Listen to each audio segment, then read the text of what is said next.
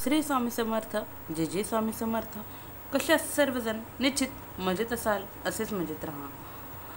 एका गायीने सांगितले की या 3 कारणामुळे माणूस नेहमी गरीब राहतो.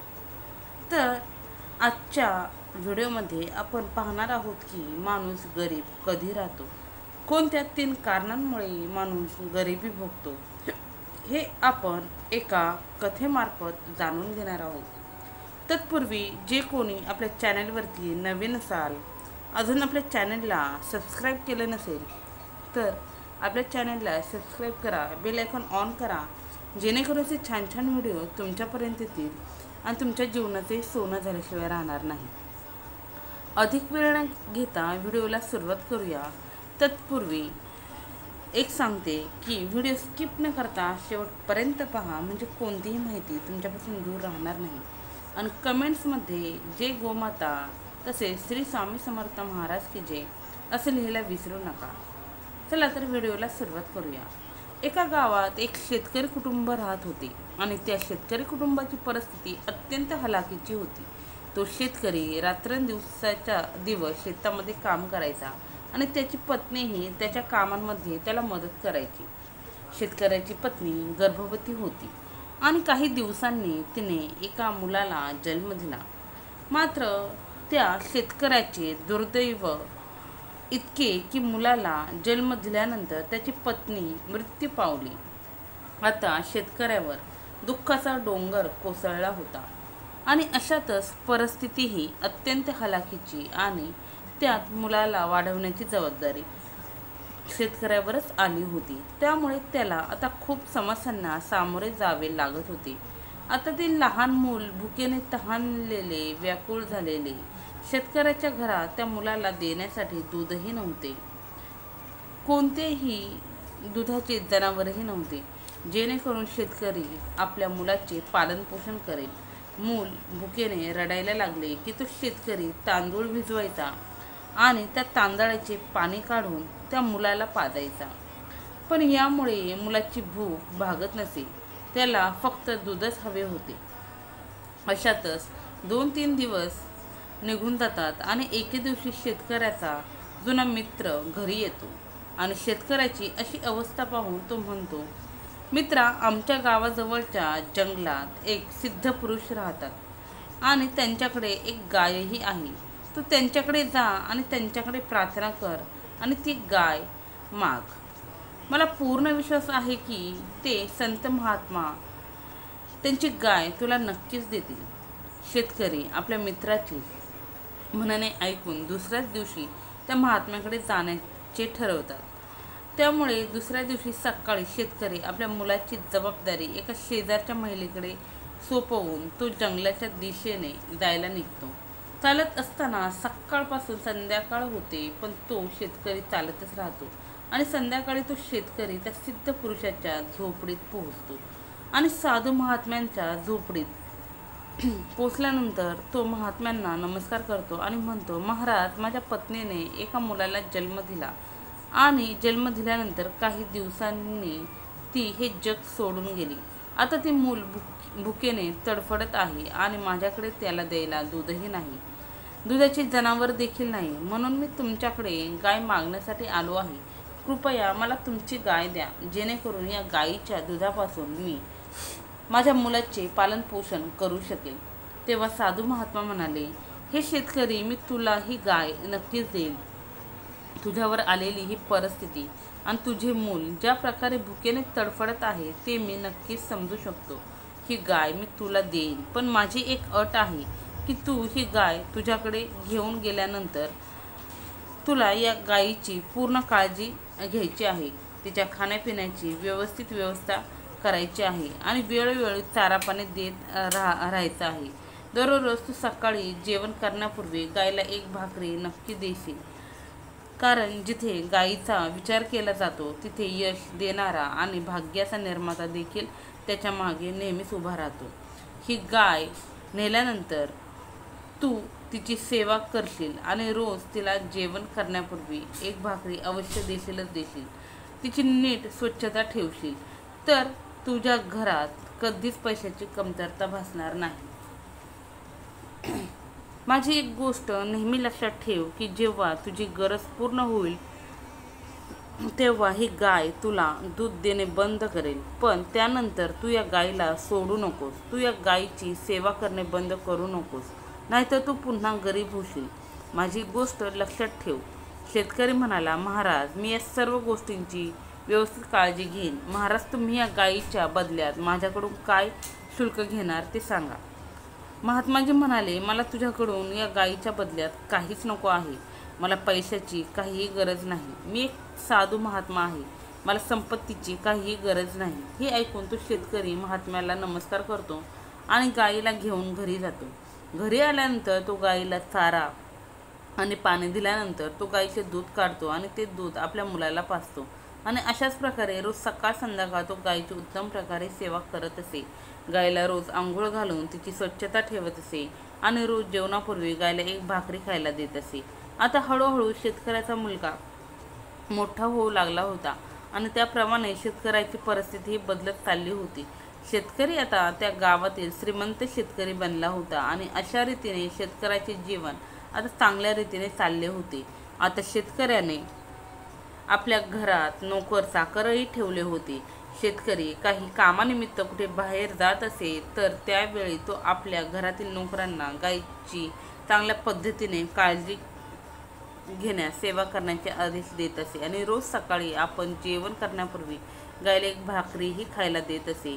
एके दिवशी शेतकऱ्याला कामानिमित्त बाहेरगावी जावे लागले. शेतकऱ्याने गायीची सर्व जबाबदारी नोकरांवर सोपवून सांगितले की गायीला कोणत्याही प्रकारे त्रास होता कामा नये आणि मी येईपर्यंत गायीची पूर्ण काळजी घ्या. शेतकरी बाहेर जाऊन आल्यानंतर पुन्हा आपल्या गायीच्या सेवेमध्ये लागला. काही दिवसानंतर एके दिवशी गोमातेने दूध दिले नाही. तेव्हा त्या शेतकऱ्याने विचार केला की काहीतरी कारण असेल की ज्यामुळे गोमातेने आज दूध दिले नाही. परंतु गायीने पुढच्या दिवशी पुन्हा दूध दिले नाही आणि अशाच प्रकारे गायीने दूध देणे बंद केले. गायीने दूध देणे बंद केल्यामुळे शेतकऱ्याचे गायीकडे लक्ष कमी होऊ लागले होते. आता शेतकरी गायीकडे दुर्लक्ष करू लागला होता. पूर्वी तर शेतकरी गायीकडे नित्यनेमाने यायचा, तिला आंघोळ घालायचा, तिला चारा पाणी द्यायचा. परंतु आता हळूहळू त्याने गायीला पाहणं सुद्धा बंद केलं होतं. गायीने काही खाल्ले आहे की नाही, तिची स्वच्छता झाली आहे की नाही, या गोष्टींची आता शेतकऱ्याला काही चिंता नव्हती. आणि शेतकऱ्याच्या अशा या वागण्यामुळे आता ती गाय खूपच कमजोर होऊ लागली होती. आता त्या शेतकऱ्याने गायीला भाकरी देणे सुद्धा बंद केले होते. यापूर्वी तर तो भोजन करण्यापूर्वी गायीला एक भाकरी अवश्य द्यायचा, परंतु आता तो गायीला भाकरी न देताच भोजन करू लागला होता.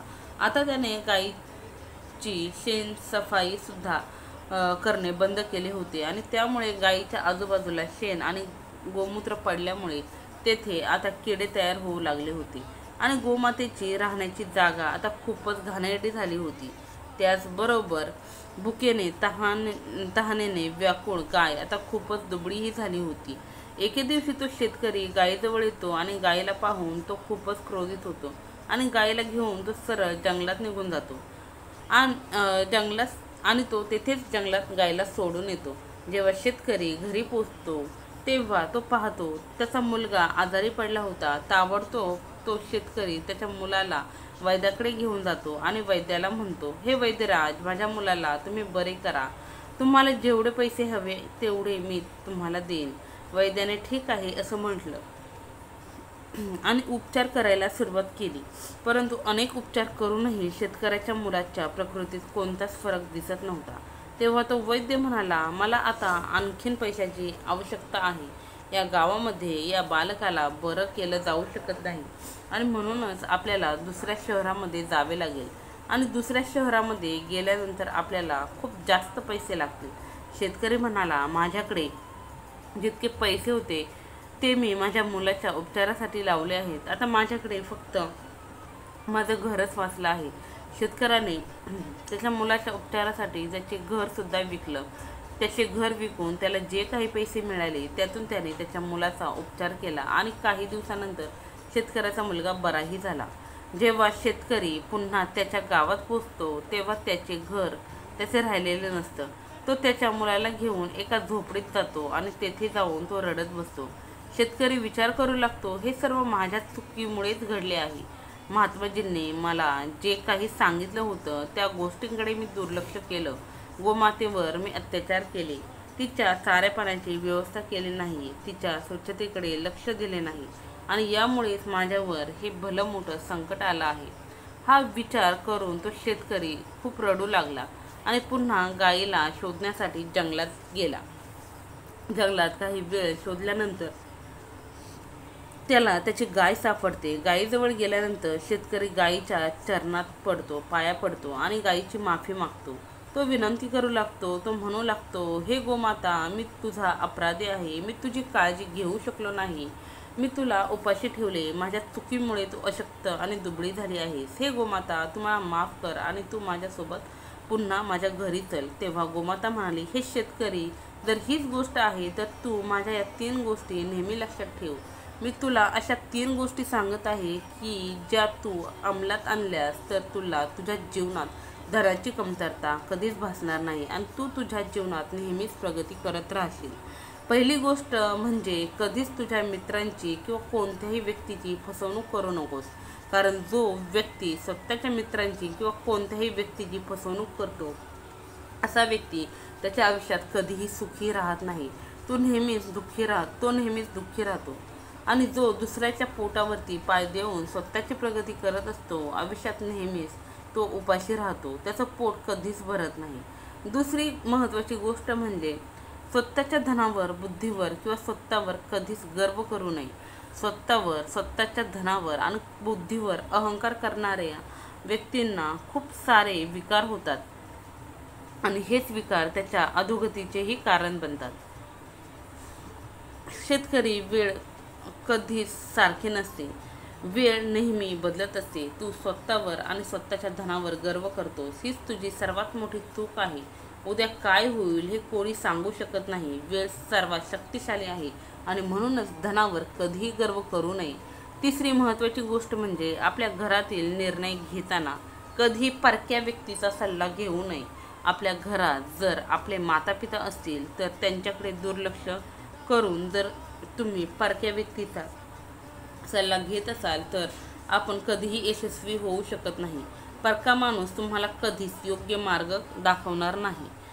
तो तुमचं काम सुधारण्यापेक्षा बिघडवण्याकडेच जास्त लक्ष देईल आणि म्हणूनच तुमच्या आईवडिलांकडे किंवा तुमच्यापेक्षा मोठ्या असणाऱ्या तुमच्या घरातील व्यक्तींकडे कोणताही निर्णय घेण्यापूर्वी त्यांचा सल्ला अवश्य घ्या.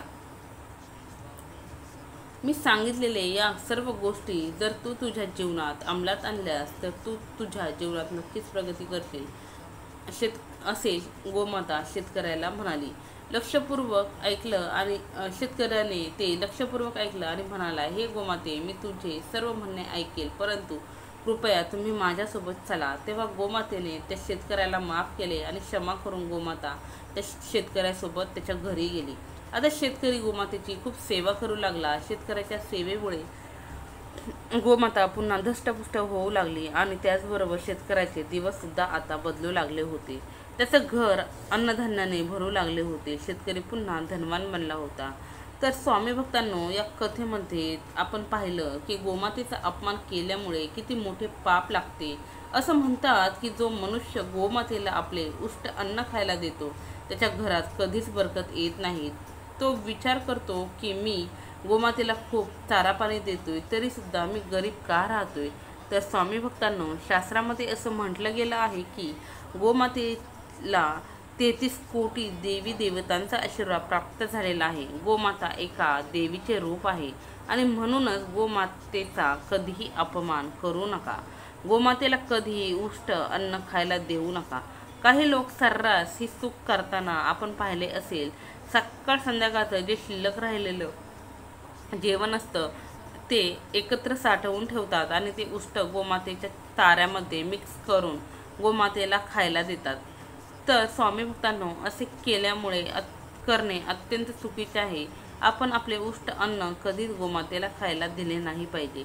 जो व्यक्ती सकाळी ब्रह्ममुहूर्तावरती उठून नित्यकर्म करून स्नानादी करून गोमातेचे चरण स्पर्श करून गोमातेच्या माथ्यावरून हात फिरवतो आणि स्वतः भोजन करण्यापूर्वी गोमातेला एक भाकरी खायला देतो, त्याला गोमातेचा आशीर्वाद नेहमीच प्राप्त होतो. सुख समृद्धी त्याच्या घरात नेहमीच टिकून राहते. तर आजचा हा व्हिडिओ तुम्हाला कसा वाटला हे कमेंट्समध्ये सांगायला विसरू नका.